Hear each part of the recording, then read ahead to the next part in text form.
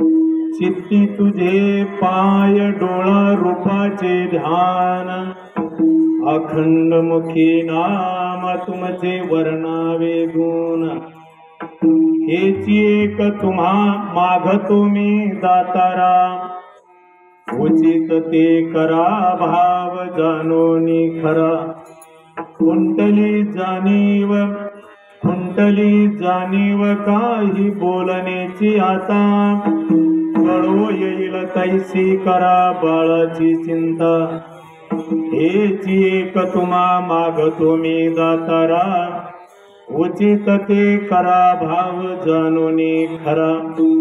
तुका म्हणे आता नका देऊ अंतर, तुका म्हणे आता नका देऊ अंतर। नकळे पुढे काय कैसा होईल विचार, हेची एक तुम्हा मागतो मी दातारा, उचित ते करा भाव जाणोने खरा। विठ्ठल विठ्ठल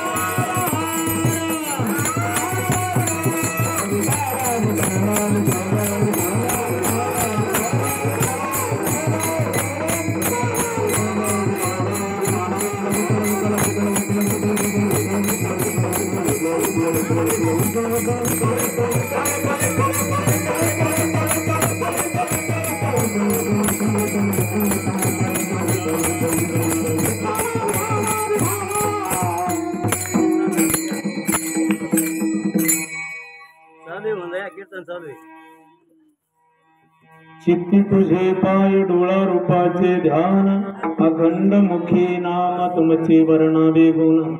हेची एक तुम्हा मागतो मी दातारा, उचित ते कर भाव जाणोने खरा। पांडुरंगा करो प्रथम नमन, करो प्रथम नमन।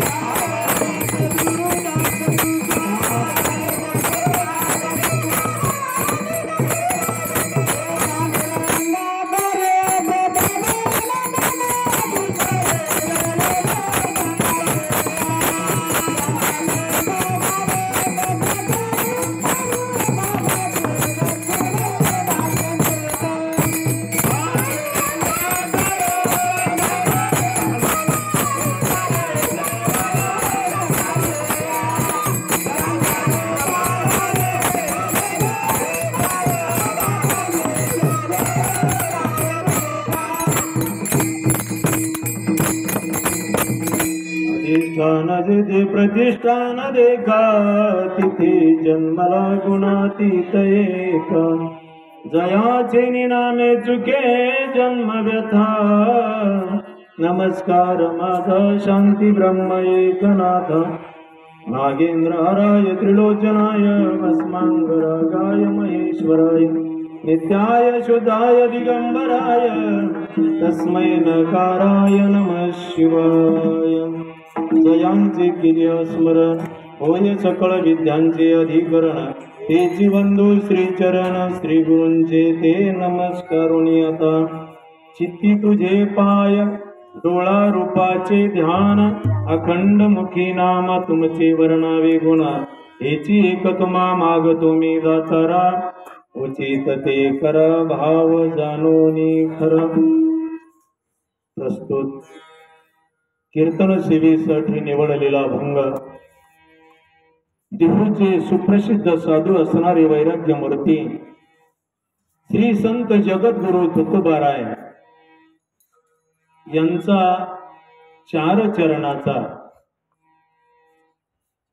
जे काही स्वतःला वारकरी म्हणून घेतात, नित्य नियमाने काकडा म्हणतात, त्या काकड आरती मधला भूपाळी प्रकरणातील हा अभंग असून मागणी पर प्रकरणातील आहे. विठ्ठल विठ्ठल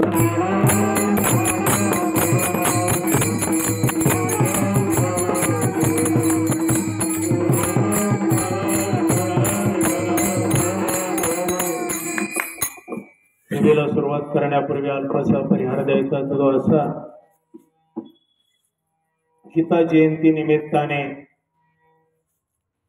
आणि दत्त जयंती या दोन्हींचं औचित्य साधून आमचे आदरणीय श्री हरिभक्तपरायण चौधरी महाराज यांच्या मार्गदर्शनाने तुम्हा सर्वांच्या सहकार्याने हा चालत असलेला अखंड हरिनाम सप्ताह आणि या सप्ताहातील जागरची सेवा ही महाराजांनी माझ्याकडे सोपवलेली आहे.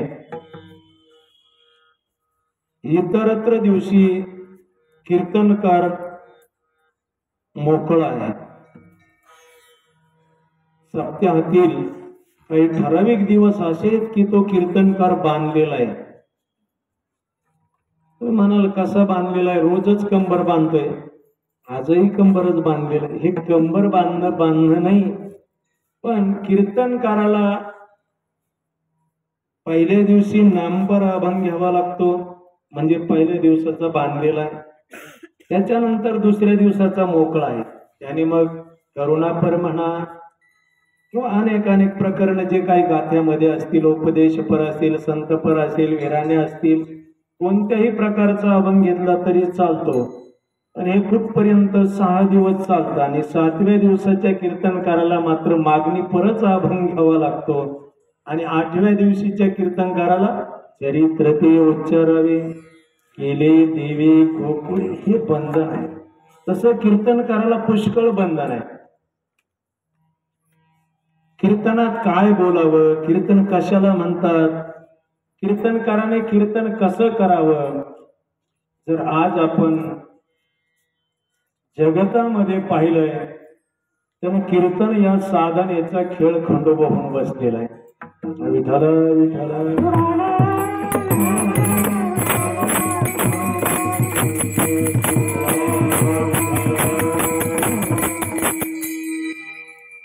भक्ती ज्ञाना विरहित इतरा गोष्टी न कराव्या, प्रेम भरे वैराग्याच्या युक्ती विवराव्या, जेणेकरून मूर्ती ठसावी अंतरी श्रीहरीची, ऐसी कीर्तन मर्यादा आहे संतांच्या घरची. एक भक्तीच्या संबंधाने कीर्तनकाराने वक्त्याने श्रोत्याला सांगावं, किंवा ज्ञानाच्या संबंधाने सांगावं, किंवा वैराग्याच्या संबंधाने सांगावं. बाकी इतरत्र जे काही सांगितले जातं ते कीर्तन नाहीच आहे महाराज. अलीकडे जर आपल्याला तिकडे जायचं नाहीये, पण असे काही कीर्तन आहेत, प्रत्येकाच्या खिशामध्ये मोबाईल आहे आणि ते युट्यूब काढलं मग विनोदाचार्य काय, खळखळून हसवणारे काय, पोट धरून हसवणारे काय, काही महाराजांनी काही बोलायला लागले लोक. म्हणजे कीर्तनाची फार रांगोळी करून टाकली लोकांपर्यंत. कीर्तनाची मर्यादा आहे. कीर्तनकाराने या गादीवर उभा राहिल्यानंतर संतांनी जी मर्यादा घालून दिली त्या मर्यादेचं पालन करावं. नसता इथं उभा राहण्याचा मूर्खपणा करू नये. विठ्ठल विठ्ठल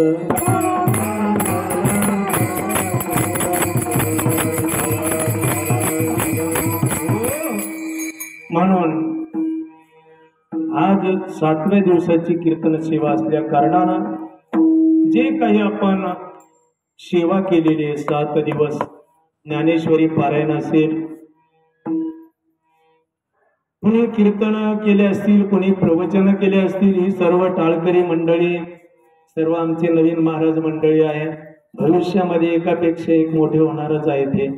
आणि सर्वांनी आणखी जे कोणी स्वयंपाक करणारे असतील, जे याच्यामध्ये दान धर्म करणारे असतील, अन्नदान करणारे असतील, जे या ठिकाणी झाडून घेणारे असतील, वारकऱ्यांची सेवा करणारे असतील, सर्वांनाच या ठिकाणी फळ मिळणार आहे. सर्वांना फळ आहे. या ठिकाणी फळ मात्र सर्वांना सारखं आहे. तुम्ही या ठिकाणी कोणतीही सेवा करा, जे या ठिकाणी कीर्तन करण्याचं फळ आहे तेच फळ या ठिकाणी झाडून घेणाऱ्याला सुद्धा तेच आहे. फळामध्ये फरक नाही. कुठल्या का होईना रूपाने ज्यांनी ज्यांनी सेवा केली त्यांना हे फळ मिळणारच आहे. आणि म्हणून ते फळ देवाकडे मागण्याचा आपल्याला अधिकार आहे. कोणाला? ज्यांनी सेवा केली त्याला देवाकडे मागण्याचा अधिकार आहे. का हो? तुमचे संत तर सांगतात देवाकडे काही मागू नये. काही मागणे हे आम्हानुचित, वडिलांची जाणत असो, वडिलांची जाणत असो, वडिलांची जाणत असो.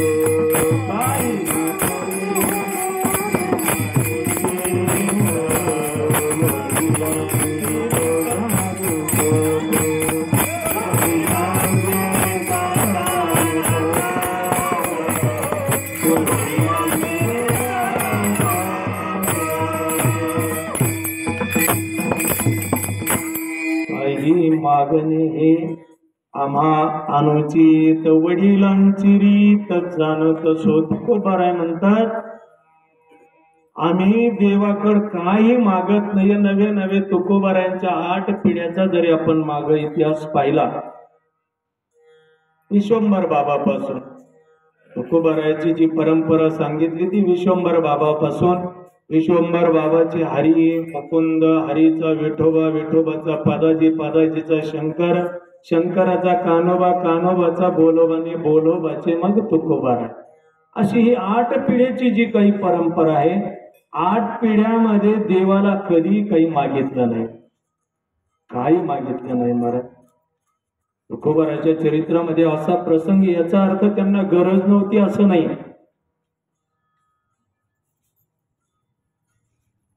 खूप गरज होती तरी देवाकडे काही मागितलं नाही. थोडासा चरित्राचा भाग सांगतो. ज्या वेळेस विश्वंभर बाबा निघून गेले त्यावेळेस विश्वंभर बाबाचे 2 हरी आणि मुकुंद हे 2 मुलं,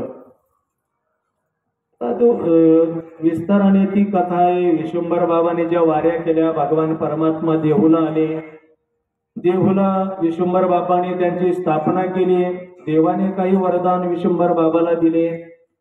विश्वंभर बाबा निघून गेल्यानंतर त्यांची मुलं असणारी हरी आणि मुकुंद यांनी एक दिवस आपल्या आईला म्हटलं, आई आम्ही शूर आहोत, काहीतरी आपण या संपत्तीची वाढ केली पाहिजे. त्यांच्या आईचं नाव आहे आमाई. विश्वंभर बाबाच्या पत्नीचं नाव. तिने सांगितलं, बाळानो आपल्याला काय कमी आहे, आपल्याला पांडुरंग सर्व भरून पुरलेला आहे, काही कमी नसताना का म्हणून आपण धावाधावी करायची. मुलाने काय ऐकलं नाही. मुलं एका राजाच्या दरबारामध्ये गेले आणि त्या ठिकाणी सेनापती झाले, सैन्यामध्ये भरती झाले. आमाईला हे काही सहन नाही झालं. आमाईने त्यांना पुष्कळ अडवण्याचा प्रयत्न केला, त्यांनी काही ऐकलं नाहीये. आणि तिकडे गेल्यानंतर पगार पाणी पैसा भरपूर मिळायला लागला, मान मिळायला लागला. आणि मग त्यांनी काही दूताकडवी पत्र पाठवलं आपल्या आईला की तुम्ही तुमच्या सुनाला घेऊन आमच्याकडे. आमाईने सांगितलं, अरे बाबा, आपल्या पूर्वजापासून ही वाडवडिलापासून ही जी काही सेवा सुरू झालेली आहे पांडुरंगाची, पांडुरंगाला तुमच्या वडिलांनी वचन दिलेलं आहे आणि त्या पांडुरंगाची सेवा सोडून कसं बरं जायचं इथून. काही केल्या, मुलाने ऐकत नाहीये. शेवटी नाविलाज झाला. त्या आमाईने सुनाला बरोबर घेतलं आणि जिथं मुलं आहेत तिथं निघून गेले. पांडुरंगालाही सहन झालं नाही. देवाने आमाईच्या स्वप्नामध्ये जाऊन सांगितलं, काय आमाई, काय केलंस तू? काय कमी होती संसारामध्ये तुम्हाला? मला तुम्ही सोडून दिलंय. आता कोण माझी सेवा करतं या ठिकाणी? आमाई तू परत ये. मुलांना सांगितलं, बाबा रे, मला असं असं स्वप्न पडलंय. पंढरीनाथाने मला असं असं सांगितलंय की तुम्ही परत या. सांगितलं, आई स्वप्न पुढं खरं असतंय? स्वप्न स्वप्न स्वप्नच असतंय. स्वप्न फक्त स्वप्नातच खरं असतंय, जागृतीमध्ये खोटं असतंय. पण त्याचं काही मनोर घेऊ नको. पुन्हा आमाईचं काही चलना. नंतर पुन्हा 2 दिवसांनी पुन्हा देव स्वप्नामध्ये आले. आमाई ऐक, बघ बरं, तू आता जर का नाही आली ना आमाई, तुझे दोन्ही पोरं मरून जातील. आणि मग एकदम आमाई उठून बसते, रडायला लागली. रडायला लागल्यानंतर सांगितलं मुलांना, बाबा असं असं मला स्वप्न पडलंय आणि ही देववाणी आहे. हे माझं स्वप्न तुम्ही खोटं समजू नका. तारुण्याच्या मनामध्ये आलेले ते मुलं, तारुण्याच्या मध्ये नमानी कोणाशी सदा मोसमोशी धुळी जायचा. महाराज म्हणतात, जसा तो वनगायातला असतो ना, कठाळ्या म्हणतो आपण त्याला, वळू, तसं तारुण्य एक अशी अवस्था आहे माणसाच्या जीवनामध्ये की ते कुठंच लवत नाहीये, कुणाचंच ऐकत नाहीये. यांनी तिच्या बोलण्याची उपेक्षा केली. योगायोगाने त्याच दिवशी राज्यावर परचक्र आलं आणि या दोघांना लढायला जायची पाळी आली. त्याच लढाईमध्ये दोघही मुलं मारले गेले. दोघं मारल्या गेल्यानंतर त्या परचक्राने यांचं सर्वस्व हिरून घेतलं आणि मग आंबाईने त्या सुनाला घेऊन पळ काढला. देहूमध्ये आली. जी मुकुंदा नावाच्या मुलाची बायको होती ती सती गेली. हरीची बायको गरोदर असल्यामुळे ती माहेराला पाठवून दिली आणि आमाई त्या ठिकाणी एकटी राहू लागली. पण इतकं दुःख त्या आमाईला झालं, एवढा शोक करू लागली. आणि मग भगवान तिच्या बरोबर बोलू लागले, सांग आमाई, का रडतेस तू? डोळे गेले महाराज तिच्या डोळ्यावरून. एवढा शोक, किती दुःख आहे. आमाई तू रडू नकोस, तुला तुझे मुलं परत हवे का? आता तिच्या जागेवर जर आपण असतो तर काय मागितलं असतो? तिने सांगितलं, नाही देवा, आमच्या वडिलोपार्जित काही मागायचं नाही ना, आम्ही काही मागणार नाहीये. देवा, तुझ्याकडे आज मी जरी माझे मुलं मागून घेतले, तू समर्थ आहेस, मला माहित आहे.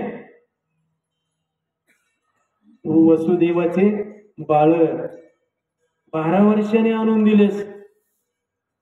माझे मुलं तू निश्चित मला आणून देशील देवा, पण ते एक ना एक दिवस मरणारच आहेत ना. काही तुझ्याकडे मागायची इच्छा नाही देवा. मग देवाने सांगितलं, आमाई काही चिंता करू नकोस, तुझ्या मुलाची आठवण होऊन देणार नाहीये. आमाईच्या मुलाचं रूप घेऊन भगवंताने शेवटपर्यंत आमाईची सेवा केली. रुक्मिणीने आमाईची सेवा केली. मला सांगायचं एवढं की यांच्यावर टाइम येऊन सुद्धा देवाकडे कधी काही मागितलं नाहीये. आणि आपलं मात्र असं झालेलं आहे, आपण काही थोडं जरी देवाचं करायचं म्हटलं की डोंगरा एवढी मागणी समोर देवाकडे असते. आणि देवाला असे दलिंदर भक्त आवडत. अनपेक्ष शुचिरदक्ष उदासीनो गतव्यथा सर्वारंभ परित्यागी यो मद भक्त समे प्रिय किंवा काही न मागे कोणासी तोची आवडे देवासी विठ्ठल विठ्ठल विठ्ठल.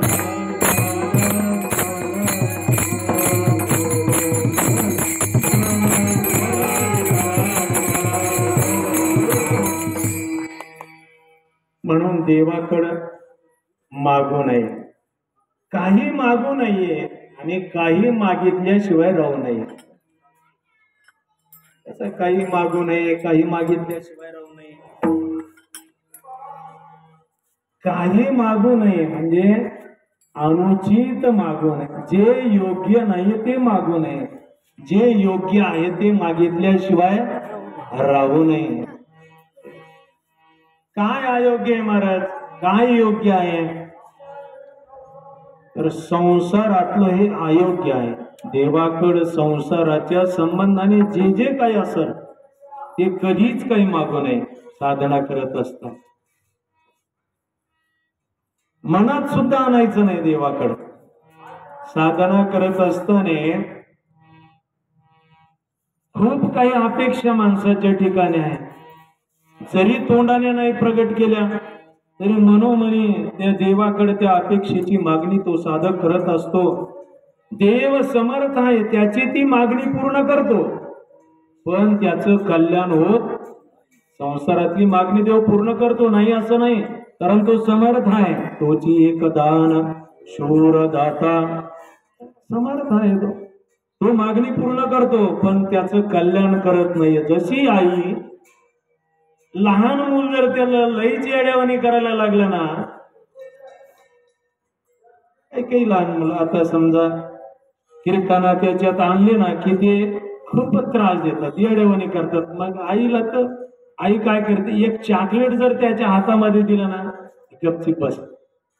तसं संसारातले विषय देवाकडे मागणं आणि देवाने ते देणं म्हणजे चॉकलेट देणं. बरं का, विठाला विठाला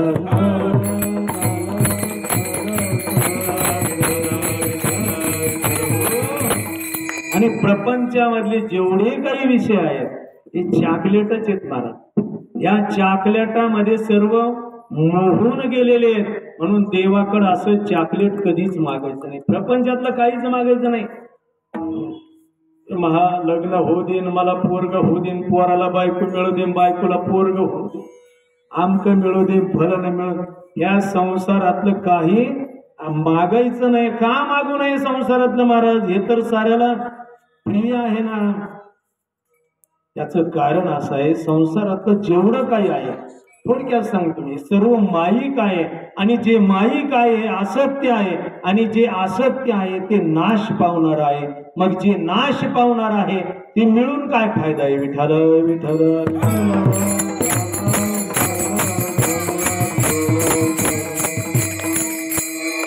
ते कितीही मिळालं तरी आजपर्यंत त्याने कुणाचं कल्याण झालेलं.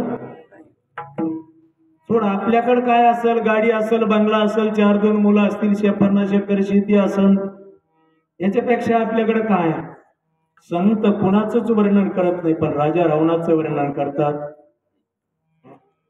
कोटी घरे जेथे काशाने तांब्याची शुद्ध कांचनाची सप्तकोटी. काय ऐश्वर आहे महाराज रावणाचं, तुकोबराय वर्णन करतात. कोटी कोटी घर, 7 कोटी घर जिथं सोन्याचे, निव्वळ सोन्याचे, सिमेंटही सोन्याचं, विटा सोन्या, सारं सोन्याचं आहे. नवे नवे पाषाण पुरीस भूमी जांबुनद. त्या लंकेचं वर्णन करताना असं म्हटलेलं की त्या ठिकाणची जी भूमी आहे ना, जमीन आहे ना, ती परिसाची आहे. परिसाची परीस त्याला म्हणतात. लोखंड लावल्या की तो सोनं करतो, म्हणजे त्या लंकेची भूमी परीस आहे. मग आता जिथं जमीनच परीस आहे तिथं सोन्याला काही किंमत आहे? किंमत आहे कमी आहे? सारं सोनाचे महाराज त्या ठिकाणी. काय ऐश्वर त्या रावणात. तर नुसतं ऐश्वर एवढंच नाहीये. 80 सहस्र जया सुंदर कामिनी माझी मुखरणी मंदोदरी. 80,000 बायका.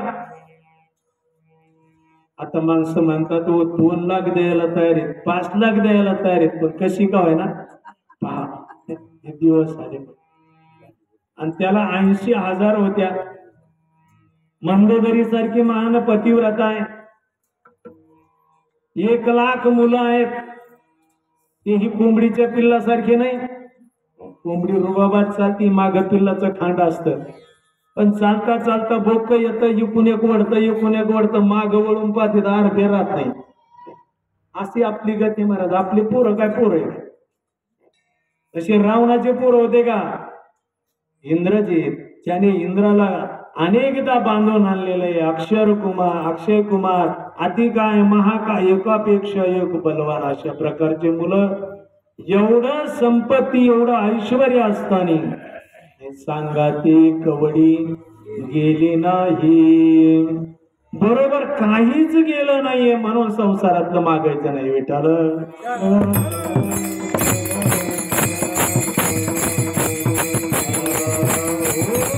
आणि हे जर उपयोगाला येत असत, याच्यामध्ये जर कल्याण असत, राज्य टाकून गेले थोडे ते काय वेडे म्हणावे. 18 भार वनस्पती फुले फळे उळती, 22 त्या पोखरणी नदी गंगा पाहती. ज्या घरी कुल स्त्रिया राज्य राणी व संपत्ती, हे सुख सांडोनी आकाश यावन सुभीती. जर याच्यामध्ये जर कल्याण असतं तर एवढं राज्य वैभव सोडून ते कशाला जंगलामध्ये जाऊन बसले असते महाराज. म्हणून या ठिकाणी जे जे काही विषय असतील ज्यांच्यामुळं सरळ सरळ नरकाची प्राप्ती आहे, कल्याण कधीच होऊ शकत नाही, कुणाचं झालेलं नाहीये. कारण दुःख बांधवडी आहे, हा संसार सुखाचा विचार नाही कोटी. याच्यामध्ये असणारे सर्व विषय हे दुःख देणारे आहेत, नरकाला नेणारे आहेत. म्हणून संसारातलं देवाकड कधी काही मागू नाही. विठ्ठल विठ्ठल विठ्ठल.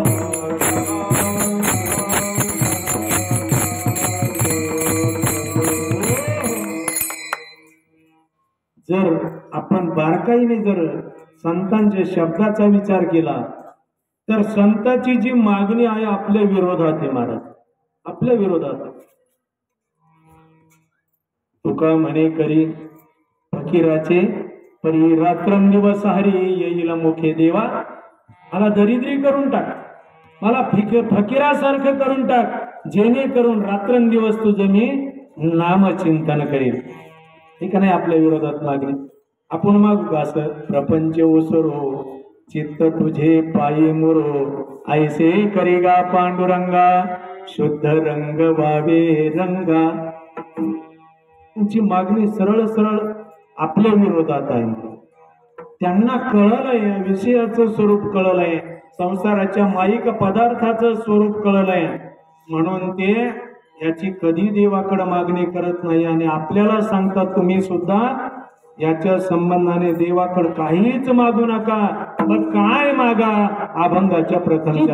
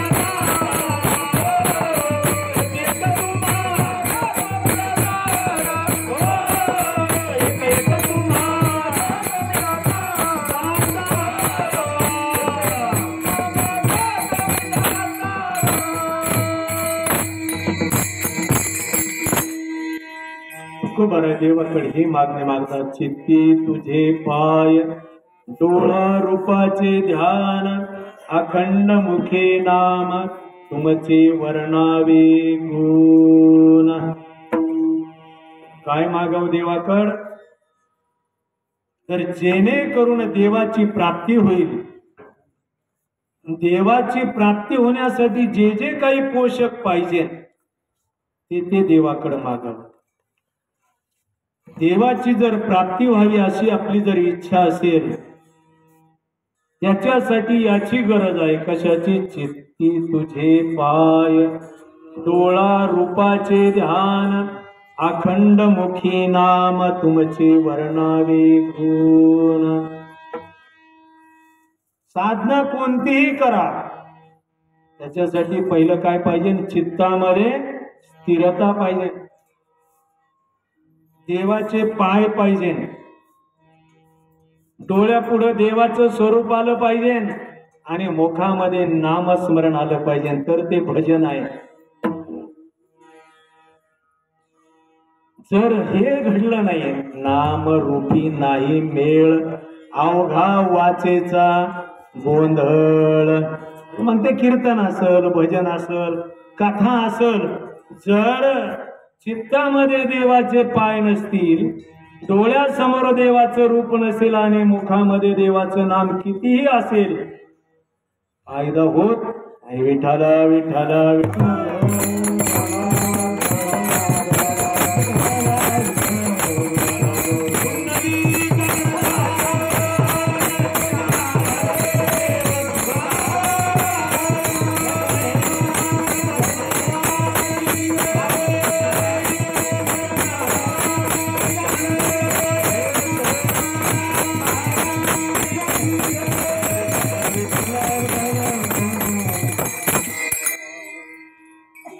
आणि हे वाटतं तितकं सोपं नाही. पहा, ज्याचा त्याने अनुभव.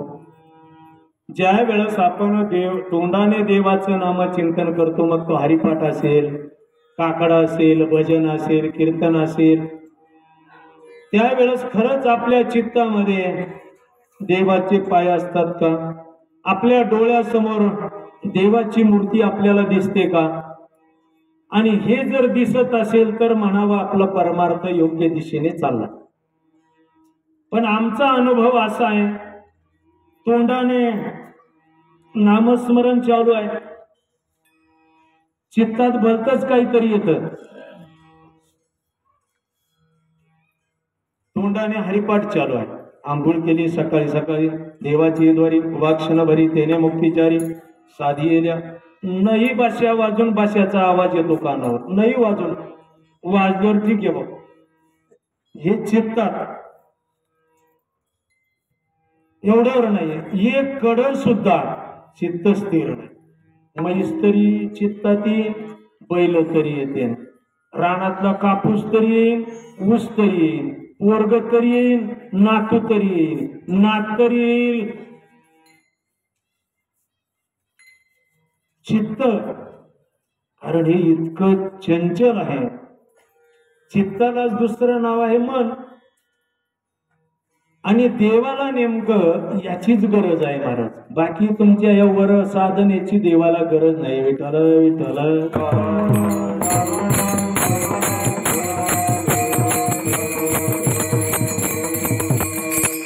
मयेव मनाधत्स्व मये बुद्धिम निवेशे तू मन हे मीची करी माझिया भजनी प्रेम धरी सर्वत्र नमस्कारी मद एकाती. अर्जुना, तू फक्त मन मला देऊन टाक, तुझं मन मला देऊन टाक, मग भलं शरीराने तू कुठलेही कर्म कर, त्याची पर्वा नाही. कारण देवाला पाहिजे ते मन, आणि आपला परमार्थ होऊन देत नाही ते मन. काय काय करीतो या मना,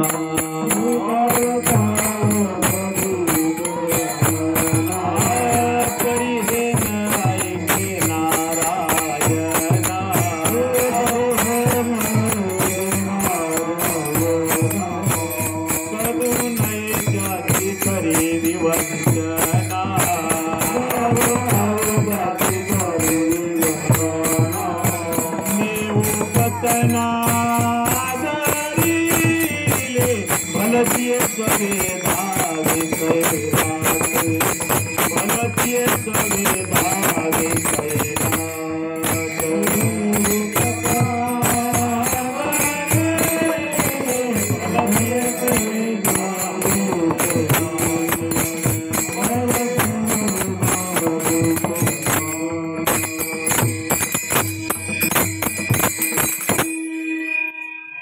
देवाने मन हे मला द्या म्हटल्यानंतर संतांनी तक्रार केली, काय काय करी तो या मना परी हे न ऐके नारायणा करू नये त्याची करी विवंचना नेऊ पतना आदरले भलती सवे धावे सैराट जिकडं नाही तिकडं जात माना महाराज मन चंचल ही मन कृष्ण प्रमाती बलवद दृढम तशाम निग्रहम मन्ये वायुरी वसुदुष्करम न जावे तीथ जाय न पाहावे तिची पाहे न खावे तिची खाय तेनेची तोषे.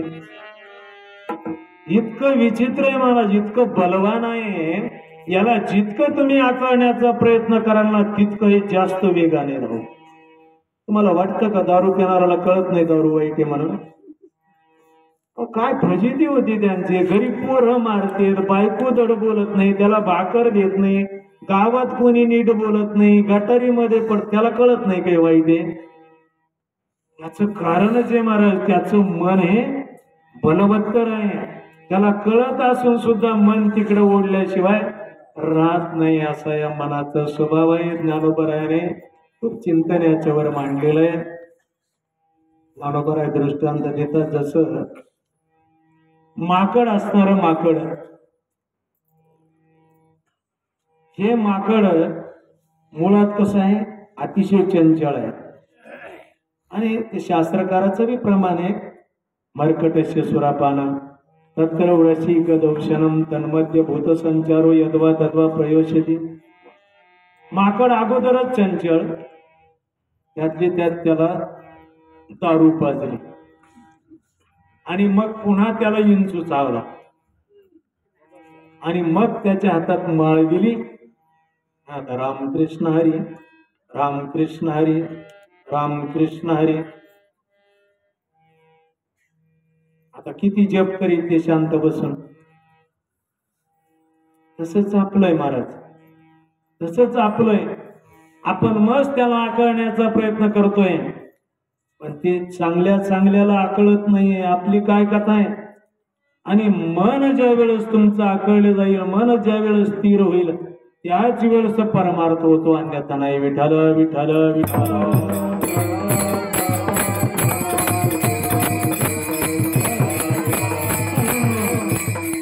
नाथ बाबाकडे एक साधक आला, महाराज तुम्ही देव पाहिलाय ना? हो म्हणे पाहिलाय. मग मलाही देव दाखवा ना. नाथ बाबा म्हणतात, याने कधी हरिपाठ नाही, कधी काकडा नाही, कधी वारी नाही, कधी नावच घेतलं नाही. हा म्हणतो देव दाखवा. आता संत कधी निराश करत नसतात. ठीक आहे म्हणे, तुला देव दाखवतो, चल. गेलं गंगेच्या पाण्यामध्ये, बस म्हणे खाली. बसवलं खाली आणि दाबलं त्याचं मुंडकं पाण्यात. किती वेळ राहणार ते पाण्यात? ते झालं घाबरं महाराज, घाबरं झालं, नाका तोंडात पाणी गेलं आणि मग एकदम अशा प्रकारे नाथबाबाने त्याला सोडलं. आणि कसं वाटलं आता? काय कसं वाटलं म्हणजे मरण आणलं तुम्ही माझ्या जवळ, आणि काय कसं वाटलं? आणि याला लई मनाची तयारी असावी लागते, मरणाला पत्करावं लागतं. देव एवढं सोपं आहे? देव पाहण्यासाठी, देव प्राप्त करण्यासाठी मनाची एवढी तयारी व्हावी लागते की मन जिथं बस म्हटलं तिथंच बसलं पाहिजे. जे कर म्हणलं ते करायला पाहिजे, जे करू नको म्हणलं ते नाही करायला पाहिजे, ऐकलं पाहिजे. महाराज याच्यासाठी थोडं उदाहरण देतो, आपल्याला वेळ कमी आहे पण चला थोडं टच करतो. नवनाथ पोथी ऐकणारी बरीचशी मंडळी आहेत. नाथ पंथामध्ये एक आडबंगी नाथ होऊन गेले, गोरक्षनाथाचे शिष्य. तो शेतकरी सामान्य होता, आडमुठा गडी होता, जरा आऊत आणत होता. दुपारची वेळ झाली, जेवणाची वेळ आहे. गोरक्षनाथ आले आणि गोरक्षनाथाने थोडी अपेक्षा केली, म्हणे बाबा रे मला भूक लागली, एखादी भाकर भेटल का? तो होता अडमोठ्या, पण त्या काळात चालत होतं महाराज. जवळून जर माणूस चालला तर माणसं म्हणायचे हो 2 घास तरी जेवा, आणि त्याला 2 घास दिल्याशिवाय आपण जेवत नव्हते. होता आता सर्व काही लोपलं ते. आता माणसं कुत्र्यालाही दारात आलं तर तुकडा टाकत नाही, कवड लावून खाणारे माणसं झाले. खूप विचित्र परिस्थिती. त्या टायमाला भेटत नव्हतं तरी माणसं उदार होते, आणि आता देवाने भरपूर दिलंय तरी ही अवस्था आहे. परंतु त्या साधकाने, त्या शेतकऱ्याने सांगितलं, होय बाबा बसा. गोरक्षनाथाला अर्धी अशा प्रकारची ती भाकरी आपल्यातली दिली. गोरक्षनाथ संतुष्ट झाले, आणि संतुष्ट झाल्यानंतर म्हटले, ग्रहस्था मला तू पोटभर जेवू घातलंस गड्या, तुला मी काय देऊ? मी तुझ्यावर प्रसन्न आहे. काय देणार म्हणे तुम्ही? तुमच्याकडे काय आहे? तुम्हाला अंगावर नीट कपडे नाही घालायला, तुमच्या बगला झोळी, तुम्ही मला काय देणार? तुम्हीच काय मागायचं तर मागा. असं म्हटल्यानंतर गोरक्षाने ठरवलं याचं आता कल्याणच करायचं. ठीक आहे म्हणले, मग तुम्ही जे मागितलं ते देणार? होय म्हणे बाबा, जे मागितलं ते देणार. मग काही नको, तुझं मन फक्त मला देऊन टाक. दिलं, मन देऊन टाकलं म्हणले तुम्हाला. गोरक्षनाथ निघून गेले. या पट्ट्याने संध्याकाळी आऊत सोडलं, आऊत खांद्यावर घेतलं, बैल हातामध्ये धरले, आणि खांद्यावर आऊत घेतलं. याच्या लक्षात आलं की आपल्याला सांगितलं की मनाच्या मागं जायचं नाही, मन आपण त्यांना देऊन टाकलं.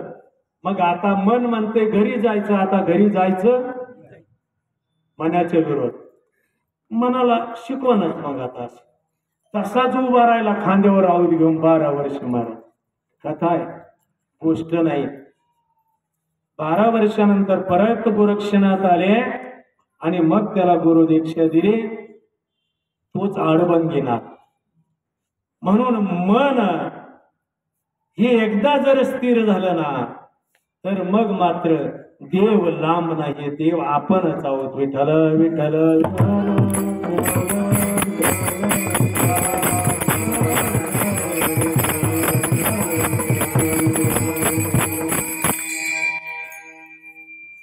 म्हणून ज्ञानोबा या ठिकाणी एक ठिकाणी याला शेळीचं उदाहरण देतात. जशी ती शेळी तुम्ही कितीही चरून आणा, दृष्टांत देतात कीर्तनकार. एका राजाने सांगितलं माझ्या शेळीचं जो पोट भरून आणील त्याला इतकं इतकं बक्षीस दिलं जाईल. सोपं होतं ते, कोणाला वाटायचं सोपं. आणि हिरबळ शेळी चालून आणली, राजाकडे नेली की राजाने तिला जोंधळीची पेंडी दाखायची. किती फुगलेली शेळी पण घास खाणार म्हणजे खाणारच. एक असा हुशार होता, ते म्हणे या शेळीला किती घातलं तरी शेळी खाल्ल्याशिवाय राहत नाही, कारण हिचा स्वभावच असा आहे. मग तो म्हणलं माझ्याकडे द्या शेळी, मी हिला चारून आणतो म्हणे. आणि मग त्याने ती शेळी रानात नेली, आणि शेळीला त्याने चारलं नाही, तिला नुसती पेंडी दाखायची, आणि तिनं तोंड पुढे केलं की फाटका द्यायचा. एक घास नाही खाऊन दिला महाराज.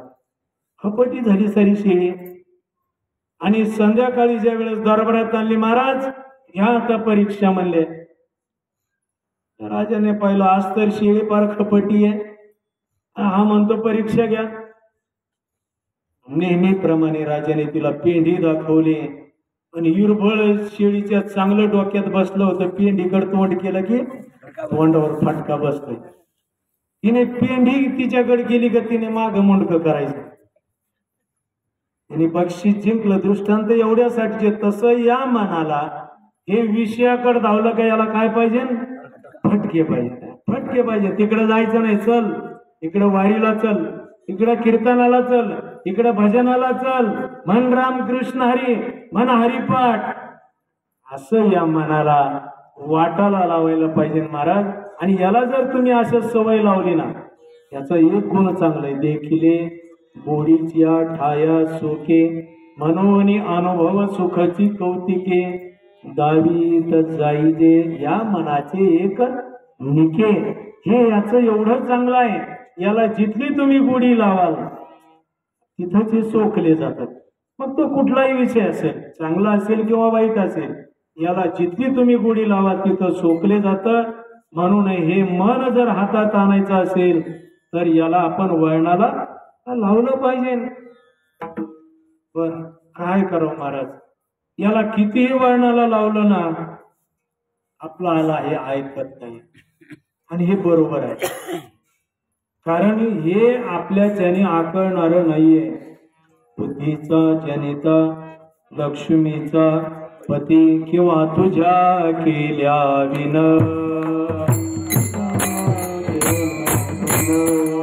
तुझ्या केल्या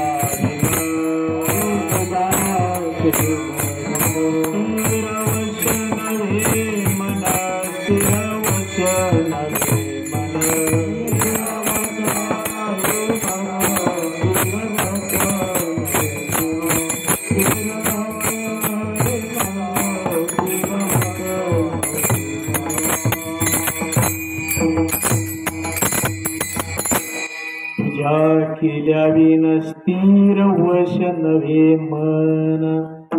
जर देवाने ठरवलं ना आपलं मन स्थिर करायचं तरच होऊ शकतं. त्याच्यासाठी काय करावं लागेल, आपल्याला देवाकडे प्रार्थना करावी लागेल. देवा सांभाळ बाबा, तू काल्याच्या कीर्तनामध्ये तो एक विषय आहे ना, तू राख मनेरी देवा.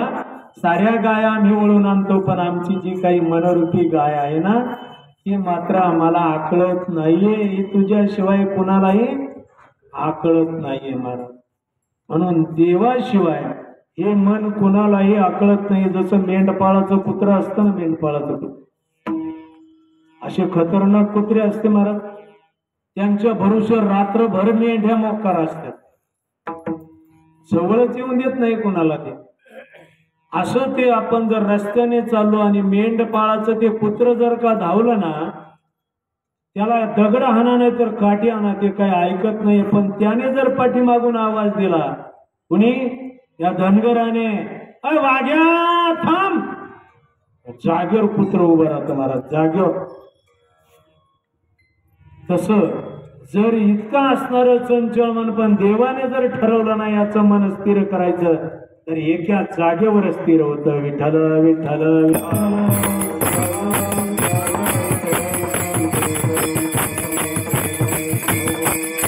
म्हणून देवाकडे मागायचं. चित्ती तुझे पाय देवा, काय करू मी तुझं नामस्मरण करत असताना अनेक प्रकारे प्रयत्न करतोय. आता दृष्टी पुढे ऐसा चितूर आहे जो मी तुझं पाहे वेळोवेळा, पण ते घडतच नाही देवा. माझं चित्त मन हे स्थिर राहत नाहीये. तुझं भजन करायला गेलो की हे दाही दिशाला भटकतंय. म्हणून देवा माझी हीच मागणी आहे, मला दुसरं काही नको, पण माझ्या चित्तामध्ये तुझे पाय असू दे. म्हणजे देवाचे पाय चित्तात धारण करणं म्हणजे छाती फाडून देवाला आत कोंबणं नव्हे. मन हे भगवंताला अर्पण करणं, चित्त भगवंताला अर्पण करणं म्हणजेच देवाचं पाय चित्तामध्ये धारण करणं. याचं जर विस्ताराने सांगायचं म्हटलं, त्या चित्ताला त्या मनाला देवापेक्षा दुसरं काहीच न आवडणं म्हणजे मन देवाला देणं. विठ्ठल विठ्ठल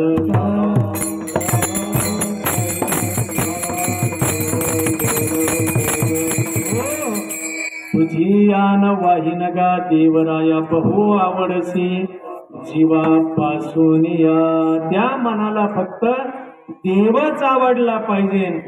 मग हे कधी घडतं तर ज्या वेळेस आपण आपलं मन देवाला देतो, मग देव ते आपलं मन नियंत्रित करतो. म्हणून देवाकडे मागायचं, देवा माझं चित्तामध्ये तुझे पाय असू दे. आणि डोळ्यासमोर रात्रंदिवस भगवंता तुझं स्वरूप असावं. कारण देवाचं जर स्वरूप डोळ्यासमोर असलं ना तर मग त्या भजनाचा आनंद आहे, मग त्या साधनेचा आनंद आहे. आणि मुखामध्ये अखंड नामस्मरण असावं. आता तसं तुकोबाराय म्हणतात,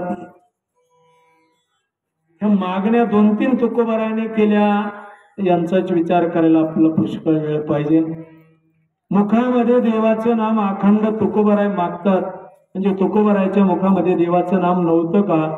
जर अभंगाचे आपण उदाहरण पाहिले, पुरावे पाहिले, तर महाराज म्हणतात, शिंक जांभळी खोकला येतो का वेळ वाया गेला. तुकोबाराय एवढं भजन करत होते, एवढं भजन करत होते की ते म्हणतात, फक्त मला शिंक आल्यानंतर, जांभळी आल्यानंतर आणि खोकला आल्यानंतरच माझं भजन, अन्यथा बंद नाहीये. सदानाम घोष करू, सदानाम घोष करू हरी कथा.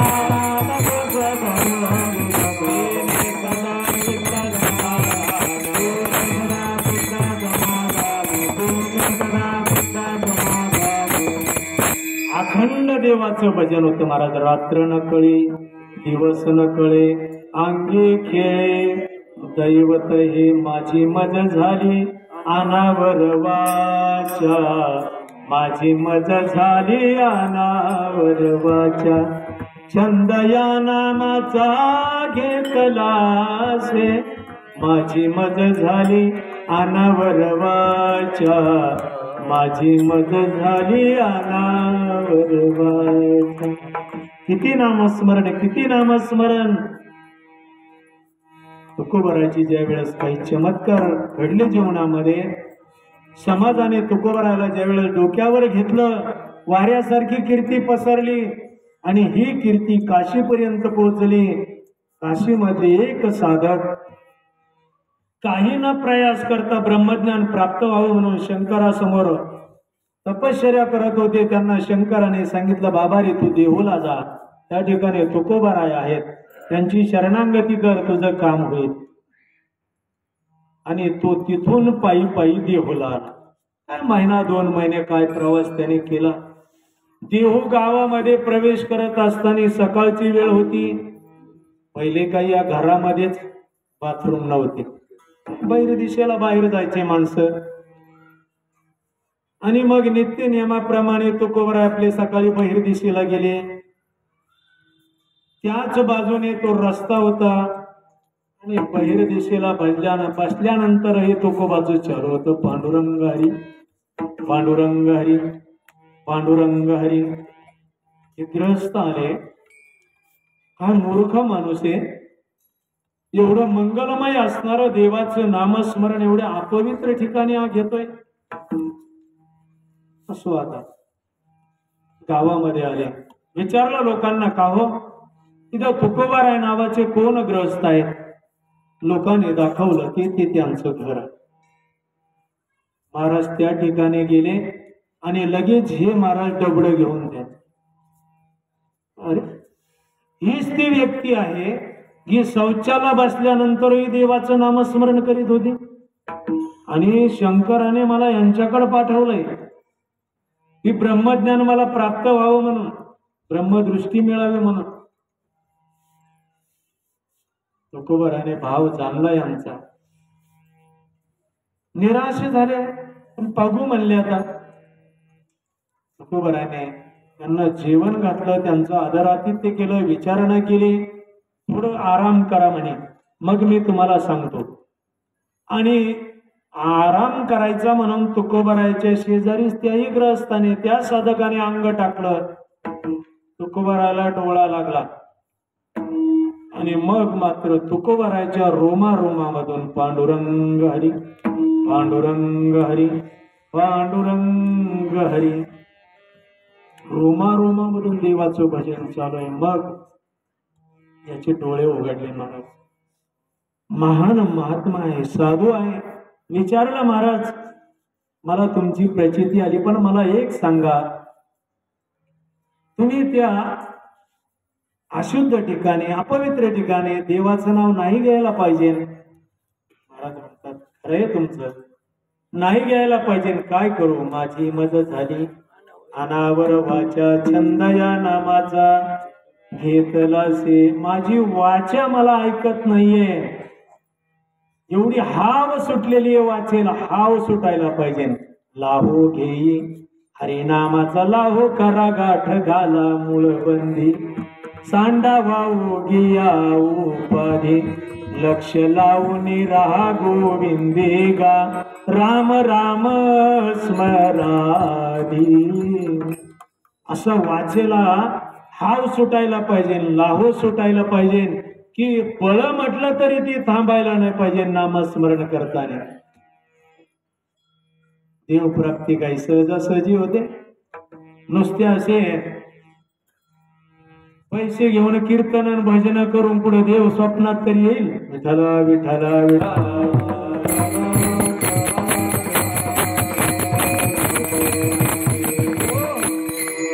देवासाठी राहिलंच नाही काही. मी म्हणतो सर्वसामान्यावर तरी झाली तर देवाची कृपा एखाद्या वेळेस होईल, ऐकले महाराज. पण आमच्यासारखे जे काही पाकिट घेऊन कथा कीर्तन करणार आहेत ना, खबरदार तुम्हालाही सांगतो यांचं कीर्तनही कधी ऐकू नका आणि कथाईलाही जाऊ नका. जर तुम्ही गेले 100% तुम्ही नरकाला जाल. विठ्ठल विठ्ठल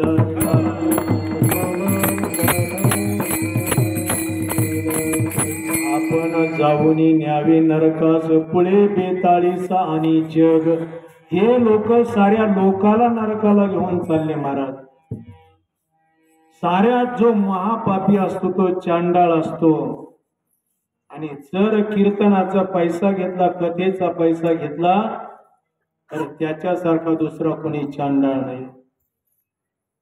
गाथा जर पाहिला ना तर माणसाच्या अंगावर शहारे. कन्या गौकरी कथेचा विकरा चांडाळ तो खरा तेने नावे. मुलगी विकणारा, गाय विकणारा आणि कथेचा विक्रा करणारा कितीतरी प्रमाण आहेत कीर्तनाचे.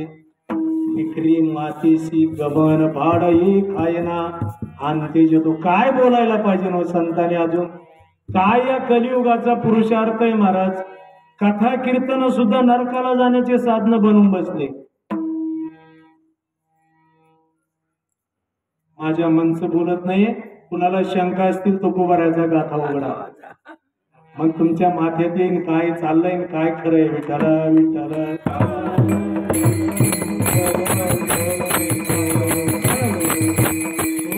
कथा करुण्या द्रव्य देती घेती दोघा दोगती नरकवास. देती घेती दोन्ही शब्द संतांनी वापरलेले आहेत. जितके ते जबाबदार आहेत तितके आपण सुद्धा काय आहेत, तुम्ही सुद्धा जबाबदार आहेत. कीर्तनकाराला पाकिट द्यायचं नाही. फुकट आला करायचं तर कर, नाही तर काय तोटा नाही गेला. कशाला नरकाला जायचं कीर्तन करून बी. आणि जर तुम्हाला यांचं खरं वाटत असेल तर गाथा वाचू नका, ज्ञानेश्वरी वाचू नका. एक तर ते खोटं समजा तर यांना खोटं समजा. अवघड होऊन बसलं मला. आज जर रामकथा करायची म्हटलं, माझा अनुभव आहे महाराज. मी 1-2 ठिकाणी म्हणलं मला काही पैसे लागत नाही. ते म्हणले मग तुमची कथा नको. त्या अवस्थेला कशी झालेली. पैसे आपण नाही घेत म्हणलं ना, ते म्हणते मग नको आम्हाला फुकट नको लोकांना. कारण या लोकांनी सवयच अशी लावून ठेवली. विठ्ठल विठ्ठल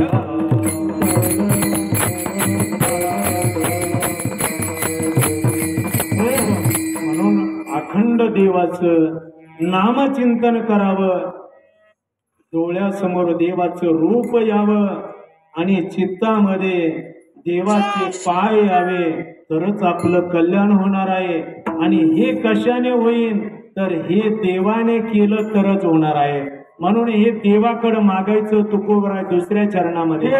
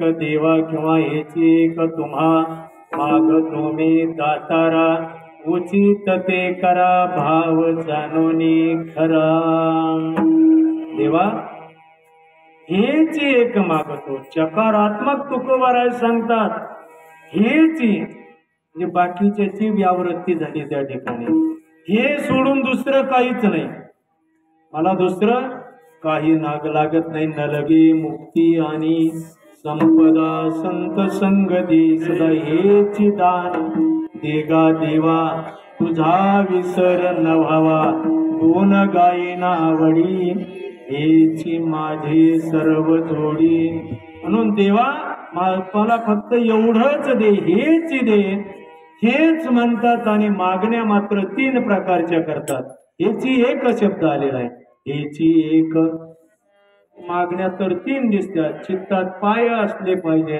डोळ्यापुढं रुपये असलं पाहिजे आणि तोंडामध्ये नामही असलं पाहिजे मग हे कसं ते असं आहे जसं पंगत चालू आहे किंवा तुमच्या या ठिकाणी जो सप्ताह चालू आहे आणि एक ग्रहस्थ आला तो म्हणे का हो बाबा मला जेवायला मिळालं का मिळणार ना का मिळणार नाही या ठिकाणी सप्ताहाची बस आणि तो जेवायला बसला मग त्याला शिरा वाढला तो म्हणे भात द्या भात वाढला कढी द्या कढी वाढली आणखी जे काही होतं पुरी द्या भाजी द्या तो म्हणे तू नुसतं जेवण मागितलंस तू एक एक एक एक हातपाय लांबायला लागला ते म्हणे हे सारं म्हणजेच काय जेवण आहे तसं तुकोबाराय म्हणतात हे 3 जरी दिसत असले हे 3 म्हणजे एकच मागणी आहे विठ्ठल विठ्ठल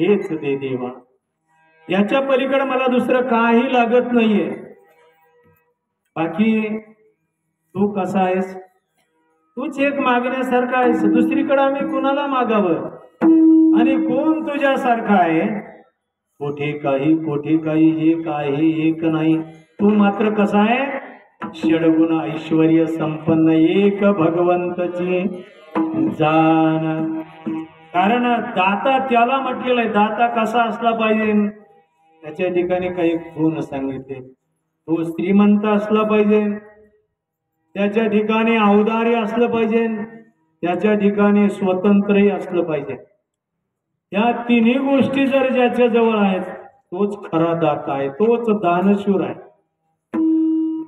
आणि हे सर्व देवाच्या बाबतीत आहे बाकी आपण जर पाहायला गेलो हे 3 एक जागेवर कधीच नसतं श्रीमंती असती पण त्याच्या खिशातून पैसेच निघत नाही त्याला जाऊन म्हणलं हो आमचा सप्ताह आहे द्या ना काही तुमची देणगी बर बर बर देतो तुम्ही उद्या या कशाचा महाराज गायब होऊन जातो पैसा आहे देव वाटत नाही श्रीमंती ऐश्वर्य पण देव वाटत नाही एखादा उदार अंतकरणाचा आहे मग द्यावं वाटतं खायलाच काही नाही एखादा उदार बी आहे श्रीमंतही आहे त्याला जर मागायला गेलं ना घरी म्हणतो होय देव करे ते साप्त्यावाले आले काय येडबीड लागलं काय तुम्हाला कोणाला पैसे वाटी सुटले स्वतंत्र नाही तसा देव कसा आहे श्रीमंतही आहे किती श्रीमंत आहे ऐका यश स्त्री औदार्य ज्ञान वैराग्य ऐश्वर्य हे 6 गुणवर्य वस्ती चेत मनोनितो भगवंतो कारण लक्ष्मी असणारी ज्याच्या पायाची दासी आहे तो ये दासी लागे मायेच्या संबंधाने ते प्रमाण आहे पण लक्ष्मी ते पाय धुवावयाच्या दैवा पात्र झाली. ज्याच्या पायाचं दासत्व लक्ष्मीने स्वीकारलंय असा तो श्रीमंत देव आहे. श्रीमंती औदार्य जर पाहिलं, तुझे औदार्य जाणो स्वतंत्र, देताना मनसी पात्र पात्र, कैवल्याशी पवित्र, वैरी आहे दिधले. किती उदार आहे हो देव, किती उदार आहे. मुठभर पोयासाठी गाव सुवर्णाचा दिला गा, सुदामा ब्राह्मण दुःखे दरिद्रे पिढीला गा, मनोनी धावून या तुझ्या भेटीसी आला गा. मुठभर पोयासाठी गाव सुवर्णाचा दिला गा. कितीतरी उदाहरण आहेत. आपली वेळ संपत आलेली आहे महाराज. देवासारखा उदार कोणी नाही. काय मागितलं त्या ध्रुव बाळाने? कथा बाग ऐकण्यातले तुमच्या, फक्त बापाची मांडी मागितली महाराज. आढळपदी बाळ बैसविला ध्रुव, कधीच कोणी उठवू शकत नाहीये असं आढळपद त्या ध्रुवाला दिलं. फक्त वाटीवर दूध मागितलं. काय दिलं मोबदल्यामध्ये? समुद्रच दिला अख्खा. इतका उदार देव आहे. देत असताना तो म्हणत नाहीये की हा माझा शत्रू आहे का मित्र आहे. जी गती राजा दशरथाला दिली तीच गती राजा रावणाला देवाने दिली. जी गती वसुदेवाला दिली तीच गती कंसाला दिली. त्याचं ब्रीद वाक्य आहे, भलतिया जाती जन्मावे, भजी जे का विरोधावे, फक्त का वैर्या व्हावे माझी आची. जी गती भक्ताला आहे तीच माझ्या शत्रूलाही मी गती देतो. म्हणून माझा भक्त व्हावं किंवा माझा शत्रू व्हावं. विठ्ठला विठ्ठला विठ्ठला.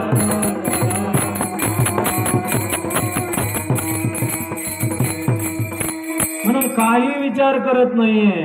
देताना मनसी पात्र पात्र.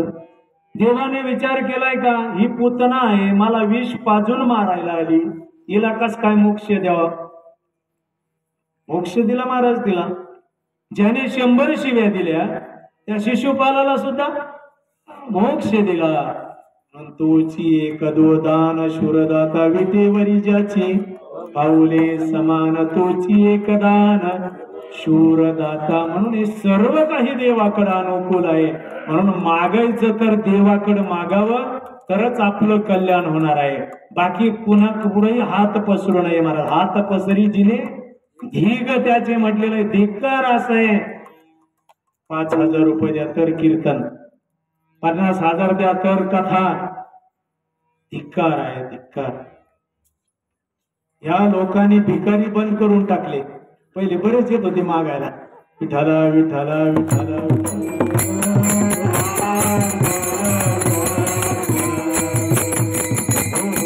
जाऊ द्या, पण कधीतरी इथून नका कसाऱ्याला पटणार नाही. आता हा उपदेश थोडा कठीण आहे. आता ते एक पेपरला एक कोपऱ्यात येतं बा खाली, कटू सत्य. कोणते येतं ते जैन समाजाचे, कटू सत्य म्हणून त्यांचं एक वाक्य असतं बा. असं महत्वाचं वाक्य असतं. रोज पेपर नका वाचू, पण तेवढं वाक्य आहे.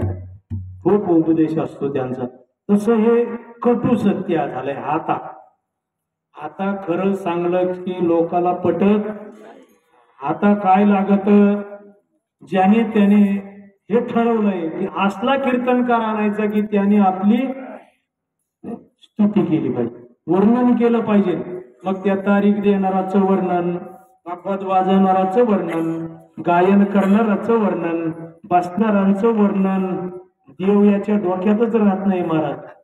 तुम्ही पहा, कीर्तनकार मध्ये वाजा टाळ्या, पंचासाठी टाळ्या वाजा, भगवद्यासाठी टाळ्या वाजा.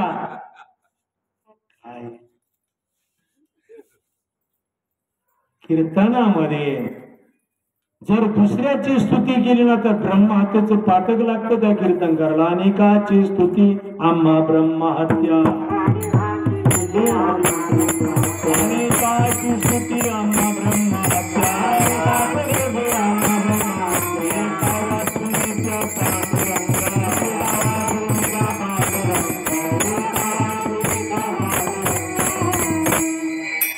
कीर्ती सुद्धा स्तुती सुद्धा देवाचीच करावी आणि निंदा सुद्धा देवाचीच करावी. कल्याण होणार आहे. कीर्ती मानवाची करू नये किंवा बोलू नये. नरस्तुती आणि कथेचा विकारा हे नको दातारा घडू देऊ. हात जोडून तुकोबाराने देवाकडे विनंती केली, देवा माझ्याकडून या गोष्टी घडून देऊ नको, की कुण्याही मानवाची माझ्याकडून स्तुती व्हायला नको आणि कथेचा माझ्याकडून कीर्तनाचा विक्रा होऊ देऊ नको. ही तुला कळकळीची मागणी आहे महाराज. म्हणून मागायचं तर देवाकडं मागावं आणि ज्याने आपलं कल्याण होणार आहे असं देवाकडं मागावं. म्हणून देवा हेच मला दे आणि देण्यासाठी तू उदार आहेस. तू उदार आहेस, तू श्रीमंत आहेस, तुझ्या ठिकाणी स्वतंत्र आहे. म्हणून हेची एक तुम्हा माग तुम्ही दातारा, उचित ते करा भाव जाणवणे करा. तरी पण देवा आम्ही लेकर आहोत आणि तू आई आहे. त्या लेकराला कळत नाहीये आपलं माती खाल्ल्यानंतर कल्याण होईल का वाईट होईल. ते लेकरू माती खात असत. मग आईने काय त्याला मातीचे डबे भरून ठेवा का त्याला द्यायला. पावसाळ्यात चिखल होईल ना, खायला भेटायची नाही ना माती. लेकराला आवडती माती, पण ती माती खाण्यामध्ये त्याच हित आहे का अहित आहे त्या लेकराला कळत नाही. तसं देवा जी मागतोय ना मी त्याच्यामध्ये माझं हित आहे का आणि ते हे मी काही जाणत नाही. उचित ते करा. शब्द किती महत्वाचे. जे तुम्हाला उचित वाटल, जेणेकरून माझं कल्याण होईल, उचित ते करा. माझं जेणेकरून कल्याण होईल असं करा. माझा भाव पाहून करा. भाव जाणून खरा देवा. माझा जो काही भाव आहे हे मी वरवर मागत नाहीये, वरवर मागत नाहीये. हा माझा आतला भाव आहे, आतला. आता कथाकार कीर्तनकार आम्ही जे सांगतो, जे काही कीर्तनकार रडते काय नाटक करतेत काय, आतला भाव नाही. बक ध्यान धरी फसवून मासे मारी. संत वर्णन करतात जसा तो बगळा शांत बसतो, माशाला वाटतं काय साधू महात्मा आहे, दर्शनाला येतात महाराज त्याच्या, आणि जवळ आले रे आले. तसे आमचे सोंग आहे महाराज. सोंगे छंदे काही देव जोडे आयुषे नाही. साराव घे गबाळ डोळ्या आडील पडळ. म्हणून देवा जे काही उचित असेल, ज्याच्यात माझं कल्याण असेल ते तुम्ही करा.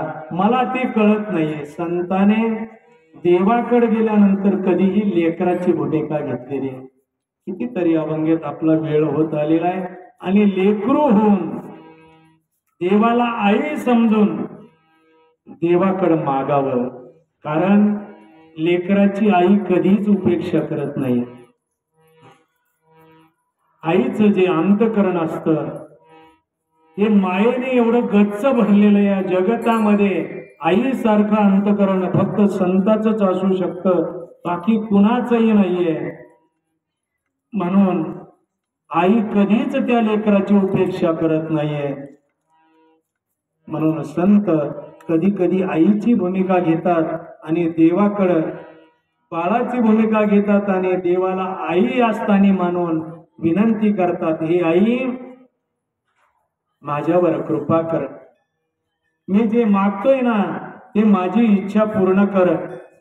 कारण आईला माहित असतं आपल्या लेकराचं हित कशामध्ये आहे. तसं देवा तू आमची आई आहेस, तूच आमचं हित जाणतोस. आम्हाला काय कळतं हित काय आहे, काय कळतं महाराज आपल्याला हित. आपल्याला हित कळतं पोरग नोकरीला लागलं म्हणजे हित झालं, कल्याण झालं. आणि शेजारचं 2 एकर घेतलं म्हणजे कल्याण झालं. पोराला पोरग झालं म्हणजे हित झालं, याला आपण हित म्हणतो महाराज. हे हित नाही, नरकाला जाण्याची सामग्री आहे. विठाला विठाला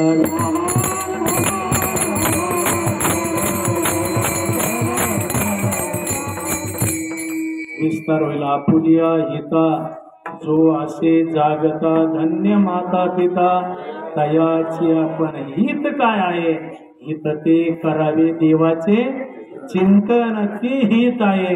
या ठिकाणचं हे संसारातलं हित अशा प्रकारचं नाही. आपल्याला काही कळत नाही महाराज, हित आपण यालाच हित समजतो. हे चांगलं झालं, संसार चांगला झाला म्हणजे याला आपण हित समजतो. खऱ्या अर्थाने जे हित आहे, देवाने आपला स्वीकार करणं, देवाने आपल्यावर कृपा करणं म्हणजे आपलं काय आहे, हित होणं आहे. भलं बघ ते संसारातलं वाटोळ असेल, असं समजायचं नाही की संसारातलं वाटोळ झालं म्हणजे देवाने आपल्यावर अवकृपा केली, देव आपल्यावर कोपला. संसारातलं जसं वाटोळ होईल परमार्थ करत असताना तसं तसं समजावं देवाची आपल्यावर कृपा असे.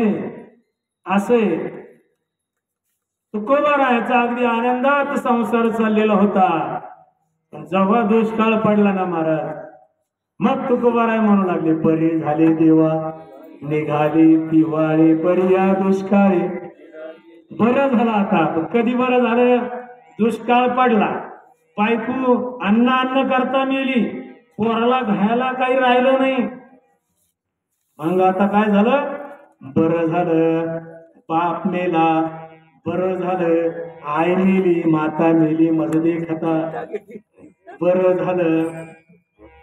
हे सारं झालं, बरं झालं का विठू तुझे माझे राज्य नाही दुसऱ्याचे काज. ज्या माया मोह जाळामध्ये मी सापडलो होतो ना, आता याच्यामधून मी मुक्त झालो. मग आता तुम्हाला कळलं असं, बरं काय, जाऊ द्या, विस्तार होईल. विठाला विठाला विठाला. म्हणून जर तुम्हाला खरंच वाटत असेल देवाने आपल्यावर कृपा करावी, आणि म्हणून जर तुम्ही देवाकडे आर्त हाक मारत असाल, तर देव पहिलं तुमच्या या संसाराचं वाटोळ करतो महाराज, पहिलं वाटोळ करतो. देवाची ते खून आला ज्याच्या घरात, त्याच्या पडे चिरा मनुष्यपणा. देवाची ते खून करावे वाटोळे, आपणा वेगळे. कितीतरी प्रमाण आहे. आणि आपलं नेमकं असं आहे, आपण म्हणतो काय महाराज, काय भजन पूजन, इतकं आम्ही भजन पूजन करतो, काय आमची फजिती चालली राव, महापौर्ग माराव. अशा जरी महाराज एकादशीची दिवशी खातेत, त्यांचं काही मजाच चाललंय, हे आपलंय. म्हणून देवाची कृपा म्हणजे खरं हित आहे, आणि देवाची कृपा मिळण्यासाठीच मनुष्य जन्म आहे. याच जन्मामध्ये हे करता येतं, देवाची कृपा संपादन करता येते, अन्यथा कुठल्याही जन्मामध्ये हे प्रयोजन नाही. नरदेह निधान लागले हाती, उत्तम सार उत्तम गती, देवाची होईना म्हणती ते होती, तरी का चित्ती न धरावे देवे दिला देह भजना गोमटा, किंवा दिले इंद्रिय हातपाय कान, डोळे मुख बोलाया वचन, जेने तो जोडसी नारायण, नाशे जीवपण भवरोग औट हात का मानव देह, अल्लाने तुझ दिया खाया पिया सुख सोया, नाहक जमाना ठोया. सुंदर असणारा मनुष्य देह भगवंताने आपल्याला दिलेला आहे. तो एवढ्यासाठीच दिलेला आहे की 84 लक्ष योनी जे काही फिराव्या लागतात, तो फेरा आपला चुकावा म्हणून. म्हणून माणसाच्या जन्माला आलं ना की माणसाने पुढचा 84चा फेरा चुकवायला पाहिजे. आणि जर आपण ते नाही केलं तर आपल्यापेक्षा कुत्रे बरे, बैल बरे, मसडी बऱ्या. पशु काय पाप पुण्य जाणते, किंवा ना तरी भारवा हे वृषभ होतो. आपल्यापेक्षा चांगलेत महाराज ते लय, पशु खरंच चांगलेत.